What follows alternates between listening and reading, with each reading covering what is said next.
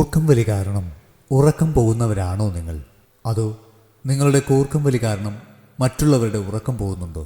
രണ്ടായാലും കൂർക്കം വലി ഒരു വില്ലനാണ്.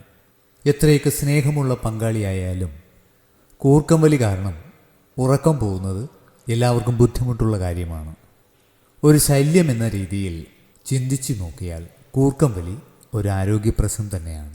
ശ്വാസോച്ഛ്വാസം ചെയ്യുമ്പോൾ വായു കടന്നു പോകുന്ന വഴിയിൽ എവിടെയെങ്കിലും തടസ്സങ്ങളുണ്ടാകുന്നതാണ് കൂർക്കം വലി. കൂർക്കം വലി പിടിച്ചുകെട്ടാൻ നമുക്ക് ചില വിദ്യകൾ നോക്കാം. മനുഷ്യ ശരീരം രൂപപ്പെടുത്തിയിരിക്കുന്നത് മൂക്കിൽ കൂടി ശ്വസിക്കാൻ പാകത്തിനാണ്. എന്നാൽ ഉറക്കത്തിൽ വായിലൂടെ ശ്വാസം ഉള്ളിലെടുക്കുമ്പോഴാണ് കൂർക്കം വലി ഉണ്ടാകുന്നത്. ഇതിനൊരു പരിഹാരമായി കൂർക്കം വലിക്കാർക്കായി രൂപകൽപ്പന ചെയ്തതാണ് ചിൻ സ്ട്രാപ്പ്. കീഴ്ത്താടിയെയും നാക്കിനെയും തൊണ്ടയിലെ പേശികളെയും ശ്വസനത്തിൽ സഹായിക്കുകയാണ് ഇതിൻ്റെ കടമ. ശാസ്ത്രീയമായി ഇതിൻ്റെ പ്രവർത്തന മികവ് തെളിയിക്കപ്പെട്ടതിനാൽ ഇത് ഉപയോഗിക്കുന്നതിന് യാതൊരുവിധ പാർശ്വഫലങ്ങളുമില്ലെന്ന് നമുക്ക് ഉറപ്പിക്കാം. തടിയും കൂർക്കം വലിയും തമ്മിലും ബന്ധമുണ്ട്. തടി കാരണം ഇടുങ്ങിയ കഴുത്തുള്ളവർ കൂർക്കം വലിക്കാറായിരിക്കും. തടി കുറയ്ക്കുന്നത് കൊണ്ട് വലിയ അളവ് വരെ ഈ പ്രശ്നം നമുക്ക് പരിഹരിക്കാൻ കഴിയും. മൂക്കടപ്പും ജലദോഷവും വിട്ടുമാറാതെ കൊണ്ടു നടക്കുന്നവർക്ക് കൂർക്കം വലിയും വിട്ടുമാറില്ല. ശ്വാസതടസ്സം, കഫക്കെട്ട് എന്നിവ ഉള്ളവർ നന്നായി ആവി പിടിക്കുന്നത് നല്ലതാണ്.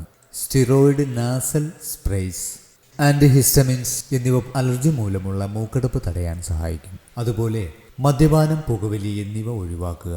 അതിന് സാധിക്കുന്നില്ലെങ്കിൽ ഉറങ്ങുന്നതിന് മുമ്പ് 4 മണിക്കൂർ പുകവലിച്ച ശേഷം ഉറങ്ങാൻ കിടക്കുക. ആഴ്ചയിൽ 2 ദിവസത്തിൽ കൂടുതൽ മദ്യപാനം വേണ്ട. മൂക്കിൻ്റെ എല്ലിന് വളവുണ്ടെങ്കിലും ചിലപ്പോൾ കൂർക്കം വലി ഉണ്ടാകാം.